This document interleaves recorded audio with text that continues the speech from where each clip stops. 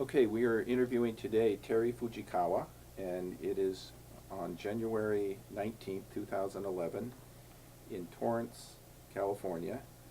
This is Paul Watanabe, and the interview is being done by the Institute for Asian American Studies at the University of Massachusetts, Boston.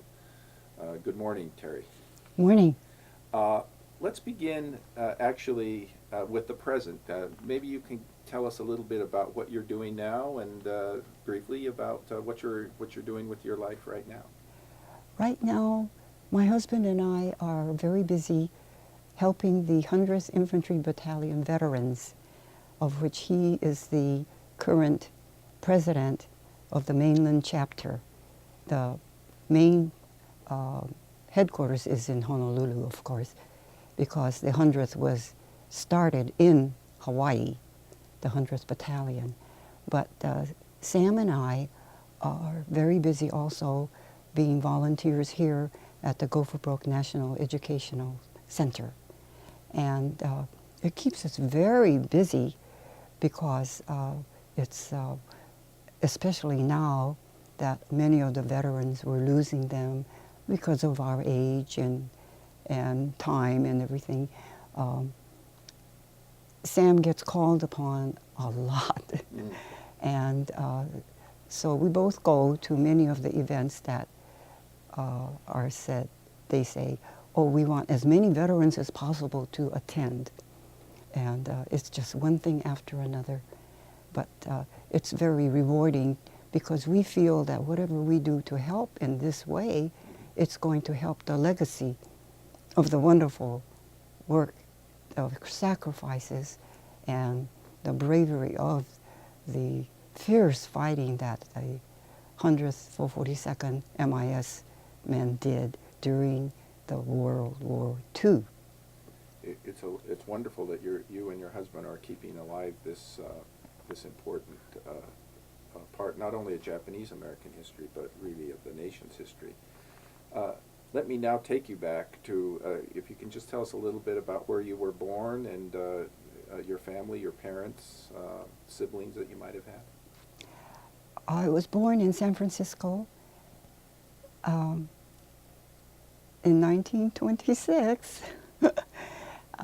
and raised there. I lived there until I was age 14 when the war started, World War II, and our family was sent to Tanforan Racetrack in San Bruno, just south of San Francisco, in April of 1942. And we were there until September of 1942 when Tanforan people were sent to Topaz, Utah. And there we stayed until March of 1944. And during that time, I attended high school, Topaz High, and graduated at a summer session, which was a real bad experience for me because 1 month before, I was in the senior class, but 1 month before graduation, the principal decided that I was not to graduate with my class. And the reason was because I had evidently gotten a little ahead of myself, and I was 16, and he had never heard of anybody graduating high school when they were 16. You were too smart. And that was the reason why I was not going to be able to graduate. And so that was one bad experience. But this, I feel that, looking back, this principal was very discriminatory, and that was one of the reasons why he did this. This was at Topaz. In Topaz. And he was a Caucasian. I think his last name was Golden, Mr. Golden. And it really was because my friend, who was 3 years older than me, and because she had gone to Japan and got behind in her classes, she got told she couldn't graduate. And so she said, well, how come? Because I'm much older than everybody else. He said, well, age doesn't matter. And so I feel that that was very discriminating of him to do that to students. And so even in camp, we ran into discrimination. And anyway, our family went to New York. We were released, and my older sister immediately started investigating whether she could finish her college degree because she had started UC Berkeley before the war.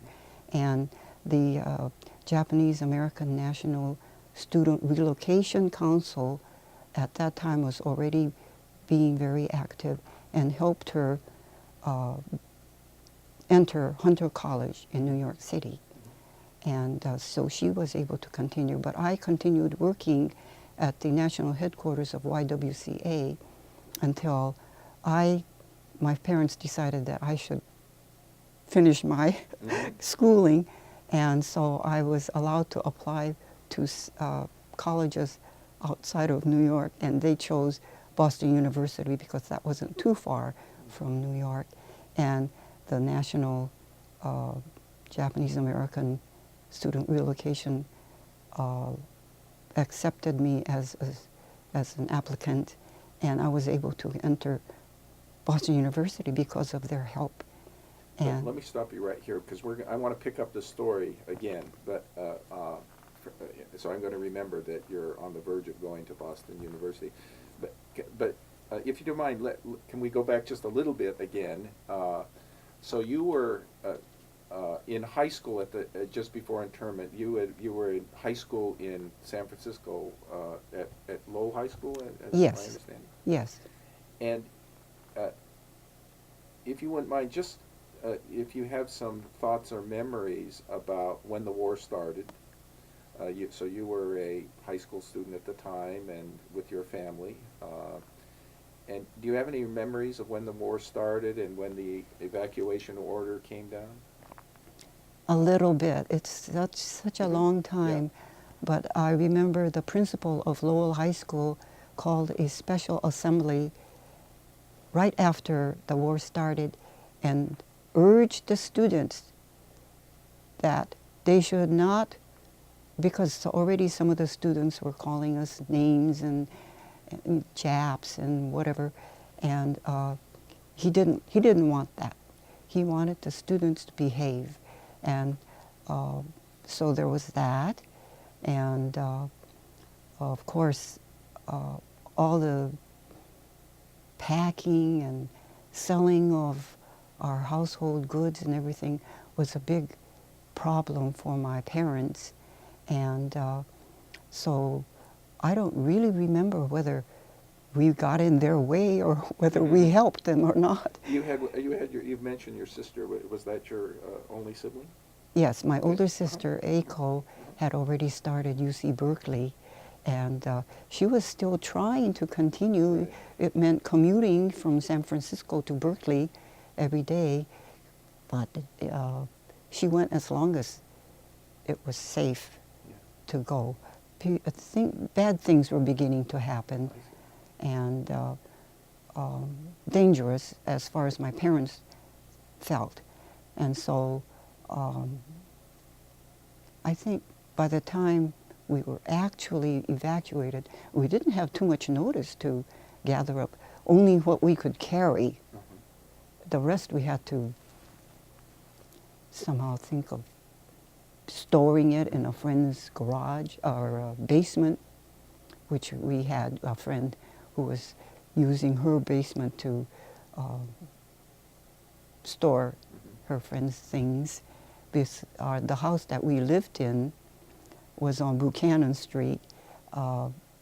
We did not own, and so we didn't have our own basement to do this type of storage. So that we ended up at Topaz, Tanforan. Can you tell us a little, do you have any memories of Assembly Center in Tanforan? Not too much, except that when our family got there, some of my other friends had already been there, and they were so happy to see us and helped us carry whatever we needed help doing, and then it was time for us to go eat. And so what we had to, we were told to buy tin plates, cup, and spoon and fork, I guess it was. So we carried our utensils and stood in this long line at the mess hall, and it was terrible food. It was, I think it was supposed to be beef stew, but it looked like vomit. And then the bread was green, it was moldy green. And my mother remembers that we sat there not eating with just tears in our eyes. I don't remember that, but I remember the green bread and the thing that looked like herb. Yeah. And so when we got back to our room that we were assigned, all of us had to be in one room. So it was just wall-to-wall bed and cots.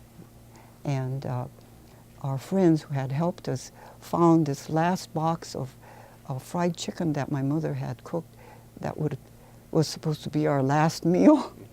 They found it and they had eaten everything. And so even though we had not eaten anything at the mess hall, we had nothing to eat. So I sort of remember that, being very hungry the very first night we were there. Can you tell us a little bit of then moving from Tanforan to Topaz? Do you have any recollections of that experience? Only that we had to be in this old train that, I think it took 3 days, and we were never allowed to get off. And I don't know, they said we had to pull down the shades too, I think, when we passed through towns and things. I don't remember too much of that. Any remembrances of when you finally got to Topaz? Yes. I remember that. We got off. Well, of course, there were buses waiting for us at Delta, where we got off, to take us to Topaz, which was in the middle of this desert. And we got off, and as we got off the bus, it wasn't dirt or sand. It was like silt. And so each step we took was this puff of dust. And there was this Boy Scout troop.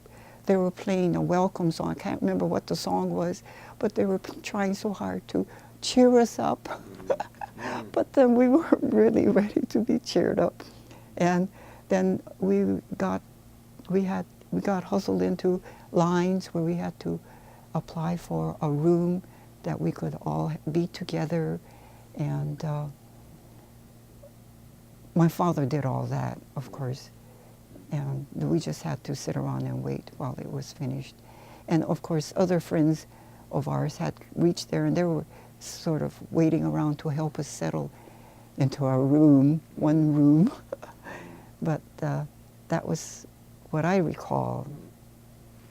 And you talked a little bit about, so you attended, so they had regular high school in the camp. As soon as they could, they started school Yeah. for the children, all the children. And do you remember any activities? How did you keep busy, or did you keep busy? Well, my good girlfriend and I started working as soon as we can, and we got a job at what they called a co-op. We were soda jerks. It was actually just all we had was soda pop. And that was in between, but we were still going to high school. And so that kept us busy. We had homework, and they recruited many of the teachers from the actual people who were evacuated. And my older sister became a 4th grade teacher in the elementary school. So she had a whole classroom of students.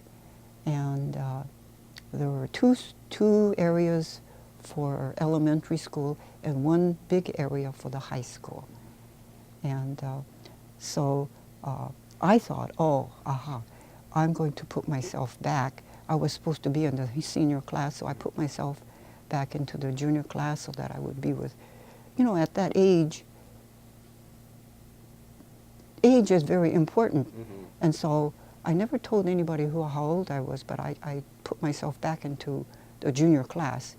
And they found out by my school records I was supposed to be in the senior See. class.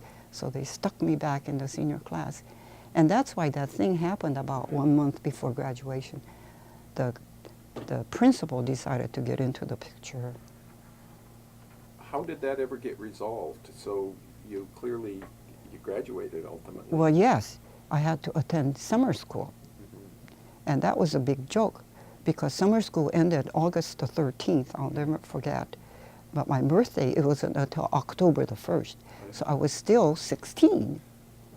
And, you know, this principal gathered up his family and left the very next day after August the 13th.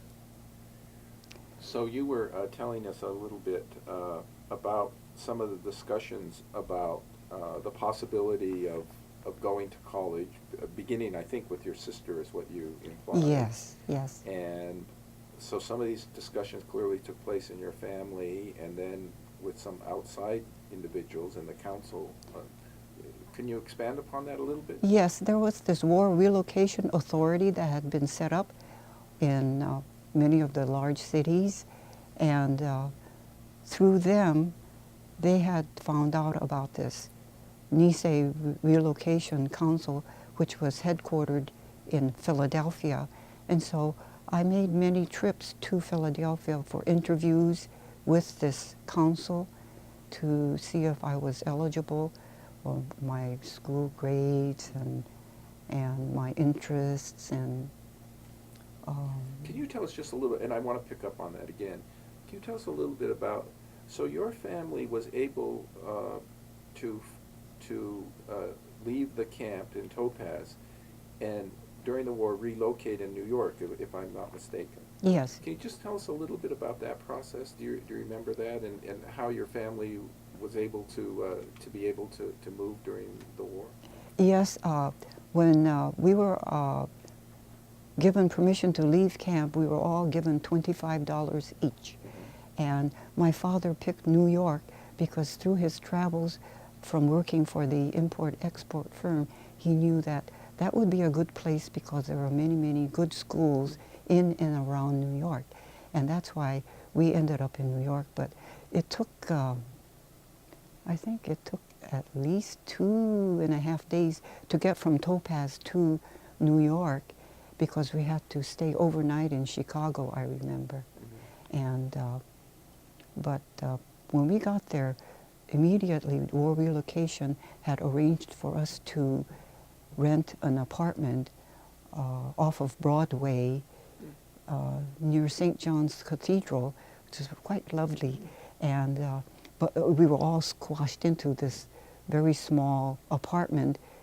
It was 5 of us: my mother, father, and my 2 sisters and myself. Oh, and we also had my auntie, my mother's sister. There were 6 of us. And so we we managed, though, because this apartment was also rented to other people who had left camp. Oh, really? And so it wasn't like we had a whole apartment. We just had maybe 2 rooms and the use of the kitchen and the bathrooms to share with the other people living in this apartment. And that's the sort of arrangement we had. Did this seem like a big improvement over Topaz, at least? Oh, definitely. One of the first things we did, we found this bakery near this apartment that had this wonderful whipped cream chocolate chip cake. And we must have had maybe lunch and dinner every day. And we got sick. It was too rich for our appetites by that time. We Okay, did silly things like that. Oh, great. And so I kind of interrupted you when you were talking about, so while you were in New York, some of the thoughts for you started to turn about going to college. And so you began this process of working with the Student Relocation Council. And so your sister had previously had some connections with them, correct? Do you want to say a little bit about how your family actually first got involved with the council? It was really through your sister initially, correct? It was actually through the War Relocation Mhm, Authority, mhm. WRA, Mhm. that contacted this group. And Mrs. Emlyn, I have the original letter here, telling my sister that she was accepted as a student and would be granted monetary aid for her tuition and other necessary expenses, but that they would not be able to pay for things like dormitories. But Hunter College was a city college, Mhm. so it wasn't the kind that had dormitories anyway. So it was within subway travel distance from our apartment, so that worked out very nicely. So your sister went to Hunter as a product of this. Yes. And then in the letter, as I understand it, there was some mention of the possibility of you going. Yes, by then my parents had started to think that maybe I should start college, Mhm. and so I was allowed to.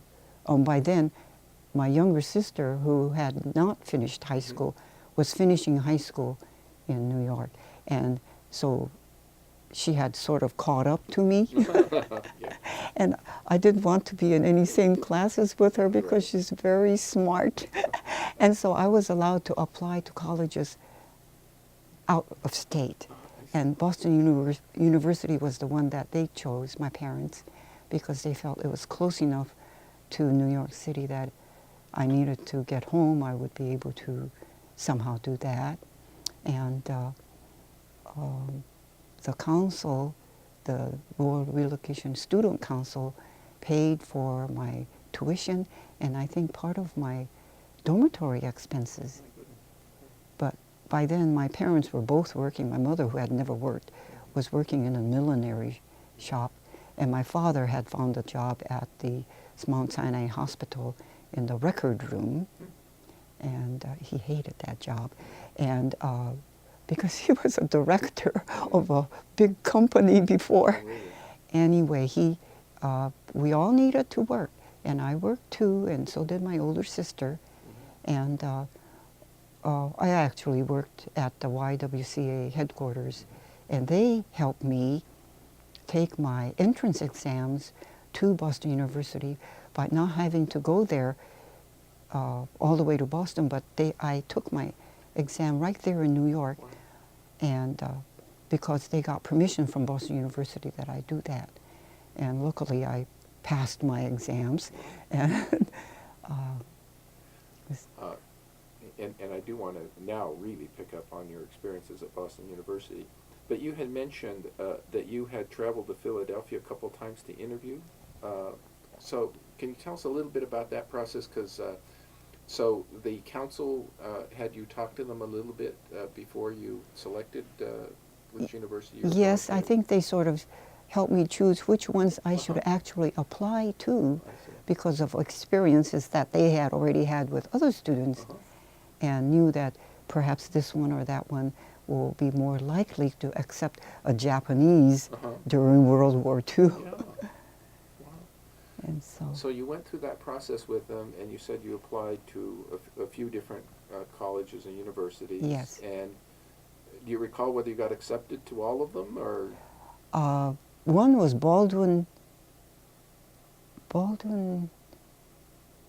it was in Ohio. They actually wrote me a letter Bowling that Green could have been?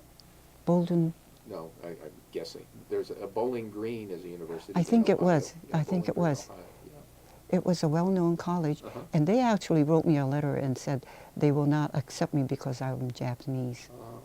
But all the others, Maryland and Purdue, and I guess I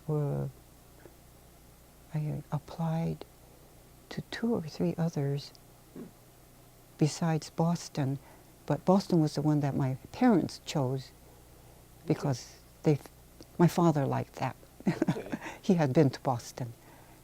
Okay, so you are now, you've been accepted at Boston University. You've got this help from the council and then some generous financial support, it sounds like, as well, to go to college. Yes. So do you have any remembrances now of leaving New York and going to university for the first time and arriving in Boston? A little bit. It's so long ago. Yeah. 1946. My older sister went with me, and sort of to deliver me there. And we stayed at the YWCA initially, and until Boston University could find an assignment for my dormitory accommodations. And by then they had run out of dormitory rooms, so Boston University had rented space from the New England Conservatory of Music dormitories. So I ended up there and met a wonderful, wonderful friend who is still my friend, my roommate. She was Julia Del Teno from Canaan, Connecticut. And we just, and everyone, even at the dormitory, just sort of welcomed me. They were all so nice. And even at, I went to the College of Practical Arts and Letters of Boston University.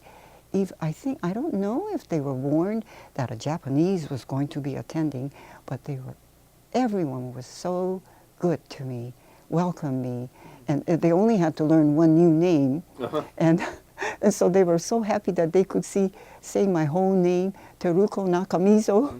They were so proud they could pronounce it, and so they were very, very. I was very fortunate. You mentioned some of your classmates,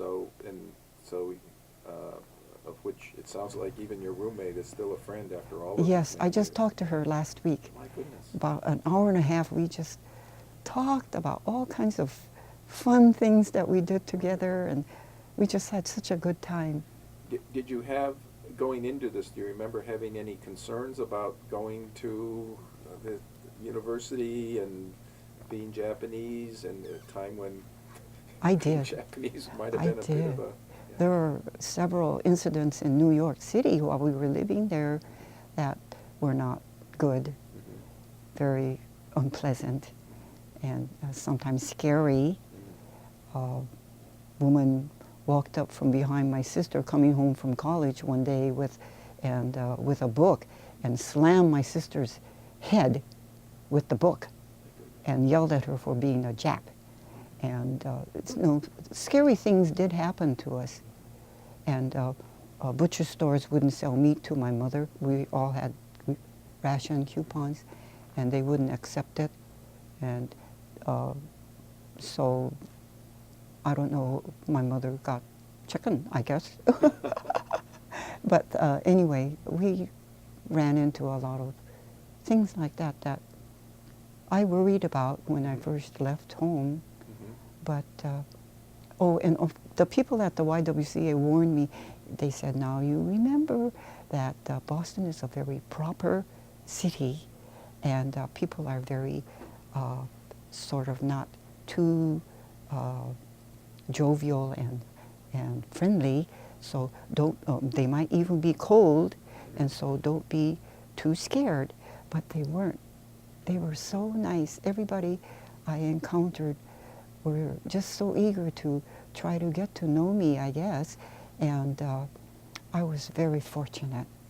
Were there any other Japanese students at Boston University, do you recall, when you went there? Evidently there were, but I didn't know about them, except the Hibino family had, Nobu, the oldest, was married into the Hibino family, and she was actually at Boston University, and I understand that Kyochi also was, but he was the same year as I was, and so he was, every once in a while would call me, and so I sort of talked to him back and forth, but I didn't know of any other Japanese students there, except that I have a picture there of a gathering on Easter morning of Japanese, not only students, but people who had actually settled in the Boston University or Boston and Cambridge area that you might like to have for your records. Absolutely.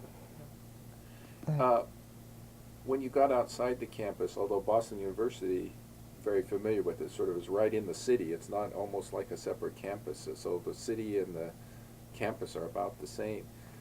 Do you have any recollections of just going outside of the campus environment and what it was like? And did you feel welcome? Did you have some trepidation? Like you talked about some of the experiences in New York, which gave you pause. I didn't have too much because I just sort of stayed with everybody from the dormitory. Whenever we had to go out to eat or whatever, they all sort of gathered around and made sure, like a waitress maybe didn't want to wait on me and waited on everybody else, and they would just rear up and really made sure that I was waited on and very protective of me. So I really didn't go out, except with Julie. The two of us used to go shopping downtown to Feline's, very famous Feline's department store. And we liked the basement because they had wonderful fun things. And I always stayed with a friend. Wow. What do you remember what subject you studied? I was an art student. An art student. Yes. And we had to carry huge supplies, like a great big, it looked like it was a drawing table, but it was a thick piece of wood. And Julia would make me walk behind her in the wintertime. She was 5'10", and here I was 5'2", and she would make me walk.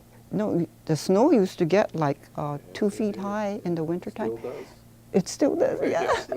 And she used to make me walk behind her and use her footsteps so that I wouldn't disappear. And she said, "Terry, are you still coming?" And the wind would be blowing this big drawing table. It was like a sail on a sailboat. And she was so worried that I would fly away. Oh, what a wonderful friend. And so we would have to walk to school, because from our dormitory to school, because we were both poor and we were trying to save money by not having to take the bus. So I want to talk about a little bit now about, so at some point you had to leave BU, or you left BU. What did that entail?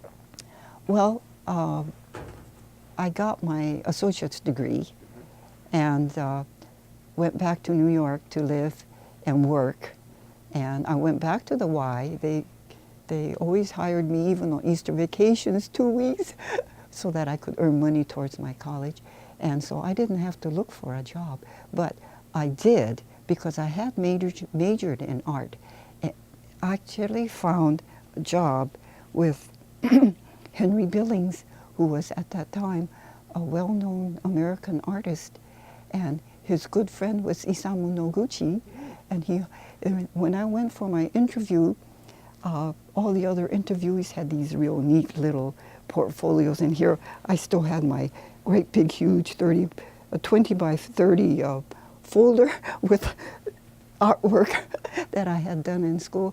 And they hired me. Wow. And I felt sorry for all these people who looked like they were so organized with their portfolios.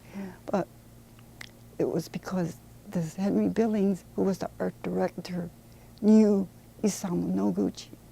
He was a good friend. Wow. Did you ever get to meet Isamu Noguchi? No, I didn't. But I understand that he had the commission to do all the murals on the second floor of Radio City. The second floor. Wow. That's his. What was your job with Billings? I was an illustrator, artist, and they had things that they did for companies like Disney. The one was the Mickey Mouse holding a Mickey Mouse watch, and I had learned how to airbrush and do things like that. So I did that for a while until I got married. Did you enjoy this artwork? Oh, I loved it. It was fun. Yeah. It was fun, not work. Yeah. So tell us a little bit about your marriage. So when you met Sam. Oh, well, actually he was in my chemistry class in camp. Ah. That's where we first met. So you first But knew him from, yeah. yes, but it was just friends. Uh-huh. And then when we moved out to New York, on his way overseas, he, well, no, I guess we started a correspondence when our family left. And so when he got drafted in camp. Mhm. And on his way overseas, he stopped and visited with me. So I saw him off when he went overseas. Wow. And we kept up a correspondence. During the war. During the war, Yeah. yes. And then when he came home on the Victory ship with the rest of the 100th Full 42nd, Yeah. I met him at the Oh dock. my goodness. I was there. Yeah. What was that like? Well, they had this one gangplank that everybody got off, and I was standing at the bottom, and so I watched each person get off. But you know, they all had the same thing on. They all needed a haircut. They were all real dark from being on deck during the, I think it took them how many days to get home? 14 days on the ocean. Anyway, I never found him. Oh, no. He must have been looking for you too. I don't know. I don't know. Anyway, they all had to say their name to whoever was checking them off as they got off, and they got into formation. But my girlfriend found him after they all finished, and so Cooney, her name was, she went and she was having a conversation with him, and she's going, Terry, over here, over here. And so I looked at, oh, it was Sam. And so I went running over, and he picked me up and he whirled me around. It was a happy reunion. Wonderful. Yes. So, after this, you got married, right? Yes, yes. We kept up. Well, we had a sort of a long distance thing. He was in Cleveland. His family was in Cleveland, so he settled in Cleveland. And so he would come for holidays and different visits. And you know, we ended up getting married. But I knew him 7 years before we got married. Wow. And I see, yeah. So I want you to tell us a little bit more about your experience. I know it's a long life after the camps, beginning as you've been talking about. Just kind of briefly tell us a little bit about your life after camp, what work you did and the family you raised. Well, after I went to college, Yep.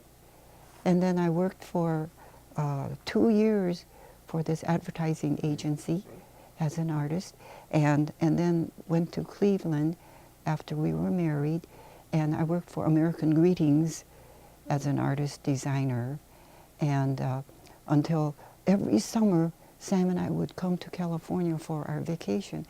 And finally we said, well, no, we're coming out here every summer. Why don't we just move back to California? And so that's exactly what we did.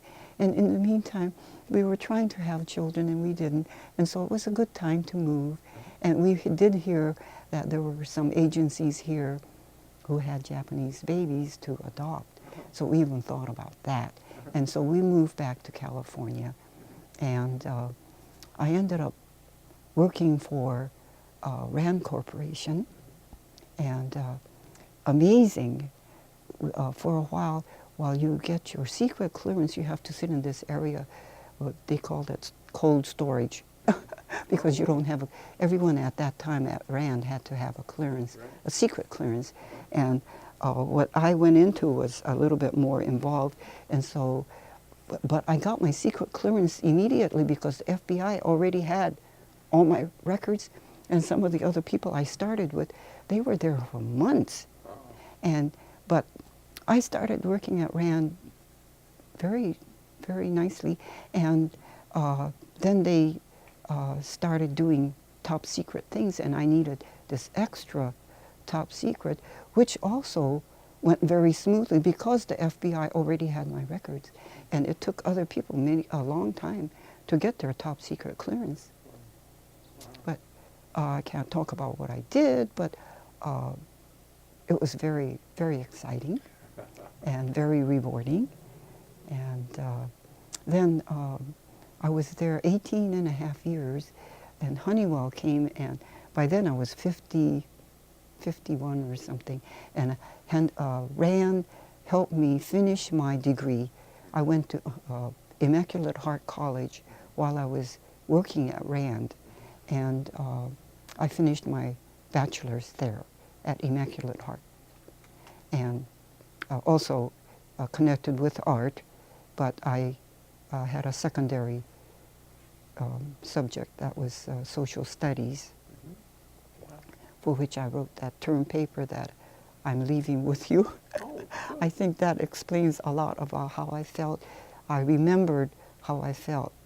Now it's so long, I try to sit down and think about what did I think and what did I do, and I can't remember too well anymore. well, let me pick up from that sort of here at the end, sort of. So I know I've asked you a lot of questions trying to get you to remember about things in the past, and I know it's hard, but you've done a great job. Sort of, actually, you don't even have to think about how you felt at the time. I'm sort of asking you how you feel now after all of these years. Obviously, this experience, going to camp, going to college, being assisted by all of these different people, from your roommate to the council and so forth. And so what I think a lot of people don't have a lot of information about, this process. And so just based on the perspective here, 2011, looking back on it, what do you see any sort of legacies or lessons about that experience? Anything that other people can learn from it? Well, I don't know about learning anything from me, but thinking back, I think the war was still raging, and many of us left our families and to go to colleges in different strange places. I think we were a little bit brave also. Of course, the horrible fighting and fierce fighting that the men were going through overseas doesn't nearly compare to the danger that we had to go through. But as far as bravery goes, I think some of it has to be given credit to us who actually went to the unknown to do this going to college type of thing. And I was just very fortunate. But I think some of the other students must have run into a lot of unpleasant experiences. Because even living in Cleveland, I remember visiting some friends. They were all Caucasians that lived way out in the country.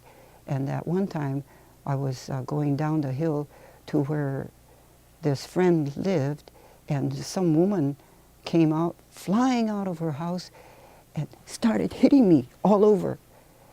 Said, you Jap, get out of here, get off my property.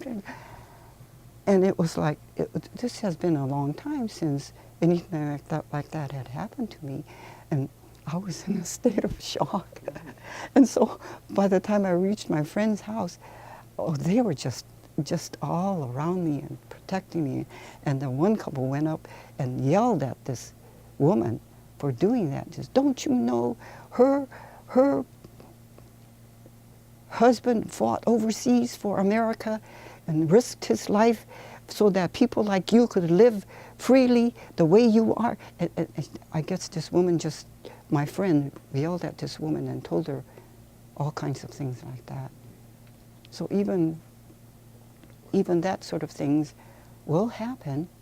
And Julie, my very good friend to this day, she keeps saying, Terry, you never told me you were in a camp. And, I never talked about it. She never realized. But now she knows because I've told her everything. I've given her a copy of this thing that I'm giving you, of this term paper. How long did it take you to sort of talk to people about the camp then? So here you are, your roommate in college, you you showed up.